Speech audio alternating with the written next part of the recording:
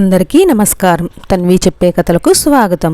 ఈరోజే మొదటిసారిగా మా ఛానల్ చూస్తున్నట్లయితే ప్లీజ్ లైక్ చేయండి, షేర్ చేయండి, సబ్స్క్రైబ్ చేసి మమ్మల్ని సపోర్ట్ చేయండి. ఇప్పటికే శ్రావణ మాసం ప్రారంభమైపోయింది. శ్రావణ మాసంలో వచ్చే ప్రతి శుక్రవారానికి చాలా విశిష్టత ఉంటుంది. ఎందుకంటే శుక్రవారం లక్ష్మీదేవికి అంకితం చేయబడింది. అయితే ఈ శ్రావణ మాసంలో లక్ష్మీదేవి వైకుంఠాన్ని వదిలి భూలోకానికి వచ్చి తన భక్తులు చేసే పూజలను వీక్షిస్తూ నైవేద్యాలను ఆరగిస్తూ ఎంతో సంతోషపడిపోయి తన భక్తులపై కోరినన్ని వరాల జల్లుల్ని కురిపిస్తుందట. మరి ఇంతటి శక్తివంతమైన ఈ శ్రావణ మాసంలో ప్రతి శ్రావణ శుక్రవారం రోజున లక్ష్మీదేవికి ఇష్టమైన విధంగా మీ ఇంట్లో పూజ చేసుకుంటే చాలు. ఆ అమ్మవారు మీ పూజలకు పొంగిపోయి మీ ఇంటిపై అష్టైశ్వర్యాల్ని కురిపిస్తుంది. శ్రావణ శుక్రవారం రోజున ఇంట్లో పూజ చేసే స్త్రీలు ఉదయాన్నే నిద్రలేచి శుచిగా తలస్నానం చేసి ఇల్లంతా శుభ్రం చేసుకోవాలి.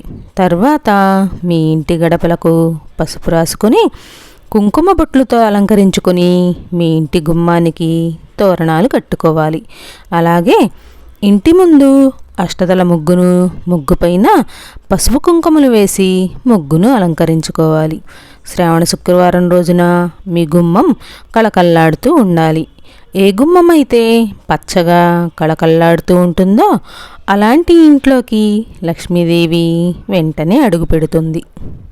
పూజ చేసే స్త్రీలు కుంకుమ బొట్టు పెట్టుకొని కాళ్ళకి పసుపు రాసుకొని చేతుల నిండా గాజులు వేసుకొని లక్ష్మీదేవిలా కళకళ్లాడుతూ ఉండాలి.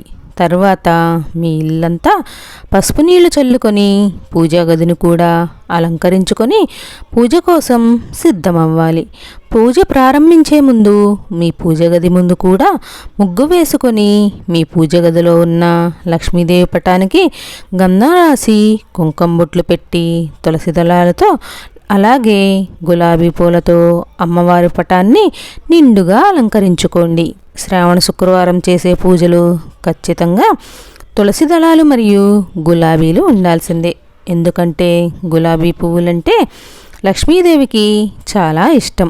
ఇక తులసి దళాలలో లక్ష్మీదేవి కొలువై ఉంటుంది కాబట్టి ప్రతి శ్రావణ శుక్రవారం రోజున ఇంట్లో పూజ చేసేటప్పుడు ఖచ్చితంగా ఇవి ఉండాల్సిందే. అప్పుడే మీరు చేసే పూజలకు లక్ష్మీదేవి సంతోషపడుతుంది.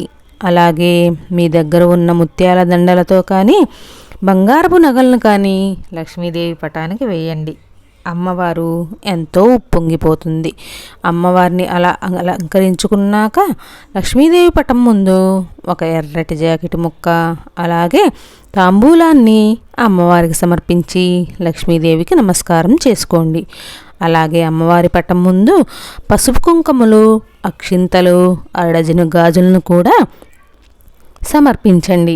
అలాగే ఒక రాగి చెంబులో కానీ ఇత్తడి చెంబులో కానీ నిండుగా నీళ్లు పోసి అందులో 2 తులసి ఆకుల్ని వేసి పూజ గదిలో పెట్టుకోవాలి. పూజ పూర్తయిన తర్వాత ఆ రాగి చెంబులో ఉన్న నీటిని మీ ఇంట్లో ఉన్న ప్రతి ఒక్కరూ తీర్థంలాగా తీసుకోవాలి. దేవుని శక్తి నిక్షిప్తమై ఉంటుంది. తర్వాత 2 పిండి దీపాలను తయారు చేసుకొని అందులో ఆవు నెయ్యి పోసి దీపంలో 5 వత్తులను వేసి దీపారాధన చేయాలి. ప్రతి శ్రావణ శుక్రవారం రోజున మీ ఇంట్లో పాలు పొంగించుకుంటే మీ ఇంటికి మంచి జరుగుతుంది. ఈ పాలతో పరమాన్నం తయారు చేసి లక్ష్మీదేవికి నివేదించండి.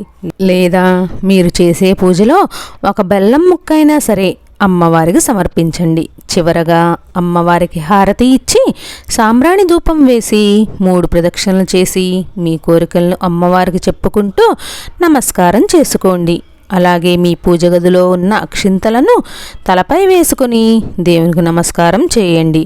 పూజ గదిలో ఉన్న అక్షింతలకు దైవశక్తి ఉంటుంది కాబట్టి పూజ పూర్తయిన తర్వాత మీ తలపై అక్షింతలను వేసుకుంటే ఆ లక్ష్మీదేవి ఆశీర్వాదాలు ఎల్లవేళలా ఉంటాయి. ఈ శ్రావణ మాసంలో ముఖ్యంగా తులసిని పూజిస్తే మీ ఇంటికి రాజయోగం ప్రాప్తిస్తుంది. తులసి చెట్టు దగ్గర నెయ్యి దీపం వెలిగించి తులసికి పసుపు కుంకుమలు వేసి ప్రదక్షిణలు చేసి నమస్కారం చేసుకుంటే మీ మనసులో ఉన్న ఎటువంటి కోరికైనా సరే అది ఖచ్చితంగా నెరవేరుతుంది. శ్రావణ శుక్రవారం పూజ చేసేవాళ్ళు మీ ఇంటికి ఒక ముత్తైదువును పిలిచి ఆ ముత్తైదువుని లక్ష్మీదేవి స్వరూపంగా భావించి తాంబూలం ఇచ్చి ఆశీర్వాదం తీసుకోండి.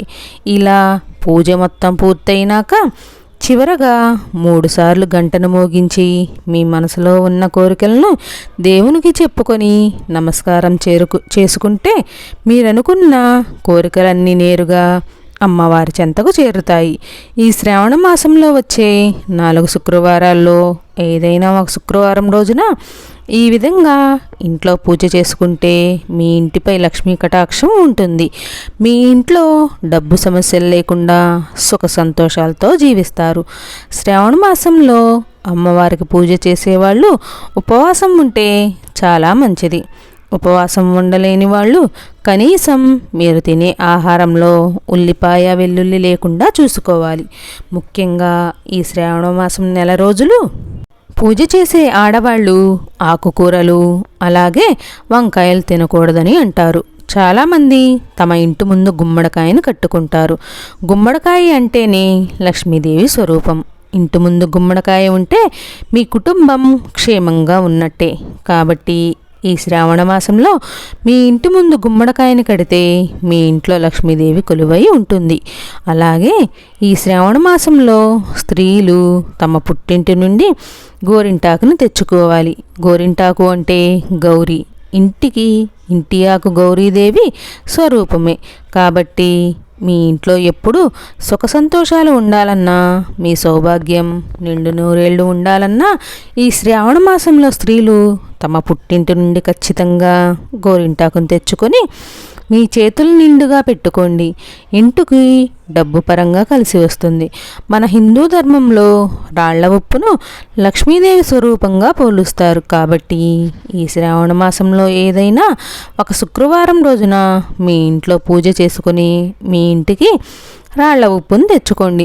శుక్రవారం రోజున మీ ఇంటికి ఉప్పును తెచ్చుకుంటే లక్ష్మీదేవి మన ఇంటికి వచ్చినట్లేనట. కాబట్టి డబ్బు సమస్యలతో బాధపడేవారు ఈ పరిహారం చేసి చూడండి. అతి త్వరలోనే మీ ఇల్లంతా డబ్బుతో నిండిపోతుంది.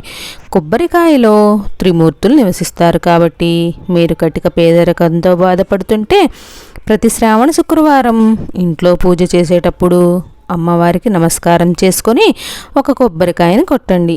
ఇలా చేయడం వల్ల మీ ఇంటికి లక్ష్మీ కటాక్షం కలుగుతుంది.